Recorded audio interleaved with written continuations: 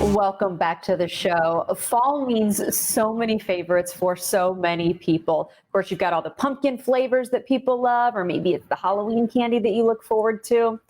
One of my favorites, fall beers. And who knows fall beer better than Sean Nordquist, who we're so excited to see again. Sean, it's been so long. How are you? Oh, I know. It's been a wild ride, and I'm doing great. It's hard to say you're having a bad day when you have this kind of spread in front of you, at 10 o'clock on a Monday morning. So. Well, you know what? I cannot wait to get to talk about the beers because I'm already noticing I only have one of my favorite. It looks like you have many. So we'll get to that in a second. Today, Yes. though, it is a big day for, I'm assuming, a lot of your friends. Of course, you work in the beer world, but so many bars officially get to reopen today. How have you seen bars and breweries kind of adapt during this time? And how nice is it today to see them have some maybe pep in their step? Yeah, it's been a real wild ride. It's been a really, really tough time for brewery owners in particular, who who are not really bars. They're not really restaurants, but they're sort of being forced to play somewhere in the middle. And we're now at a place where they'll be able to open out at 50% capacity. We're still trying to be as safe as possible, but to get back to what it is that they're known for and what they're doing, which is making really great beer, being a part of the community, having people gather in the place where it's made, and this is going to be a big relief for everyone in the industry for sure. Well, I am jealous. Again, I'm seeing all of the beers in front of you there. And I know you have been able to stay in touch with these breweries, which is always amazing. The new breweries that are popping up, the new beers. Oh, sure. What are you seeing out there? Let's expand our horizon since, I tend to go to my favorite this time of year. Branch out a little. Well, this time of year, we are looking at fall beers or festival beers.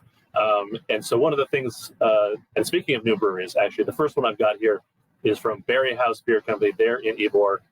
Their specialty is German style, Bavarian style. This is a fest beer from Berry House that's really nice and light. Really evokes those feelings of being like you want to have bratwurst and pretzels when you're drinking this beer. Available in Crowlers. They're having, of course, a big Oktoberfest event this month. This one also from Gulfport Brewing is also a fest beer. You can see they're a little different. That's a great thing about fest beers is you can sort of pick your own kind of way you want to make it. I would say I noticed the color difference there. That kind of caught me off guard that the first one is actually considered like a fall fest beer, which I don't know if I've ever used that term before. I love that. But that is kind of different. Yeah, and it has to do with the types of malts that are used. Some are a darker roast, and they impart different kinds of flavors. You get some are more like biscuity kind of flavors, or more bread-like, or some of the sweeter malts too. So that's really one of the fun things about even these kind of beers, which people sort of consider, these are beer-flavored beers, which we love. But there's still a lot of variation in those beers, and it's a lot of fun. We also like to call them the crispy boys because they're nice and crisp and clean and really just great drinking all the way around. Especially in Florida in August, September, October, it's still really hot here. Crispy boys. I'm totally going to steal that line. I like that. Yes. Sean, by the way, can I just point out how different is doing this segment like this right now? Like I should be standing beside you, like being Absolutely.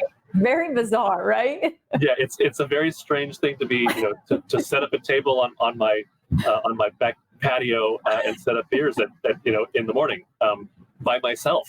By yourself. So but we all have to adapt and adjust, right?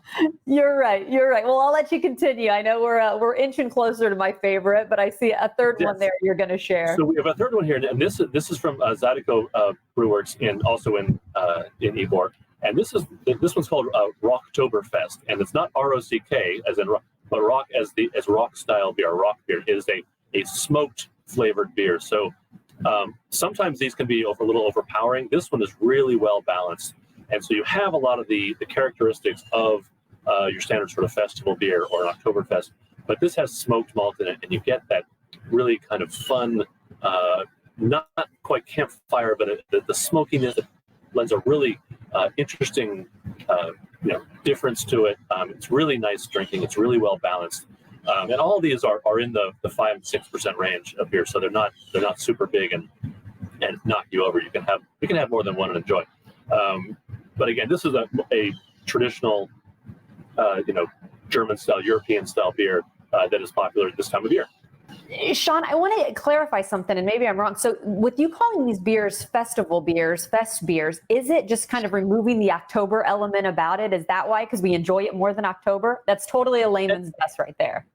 So originally, a lot of the beers were called Oktoberfest.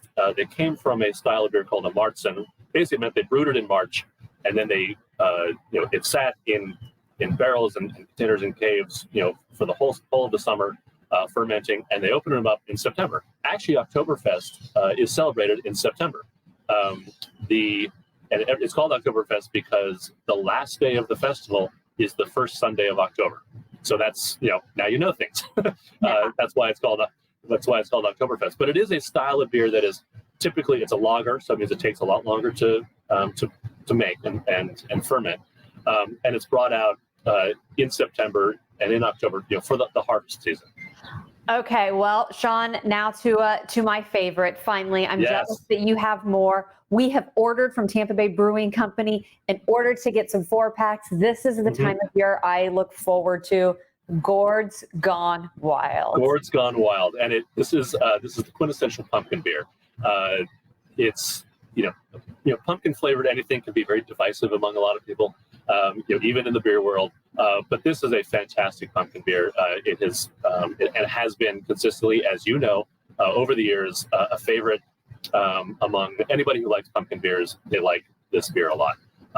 One of the things about pumpkin beers that people don't realize is that it's not a fad. It's not something that we're just going to do something, because back when brewing, in the old days of brewing, people brewed with what they had.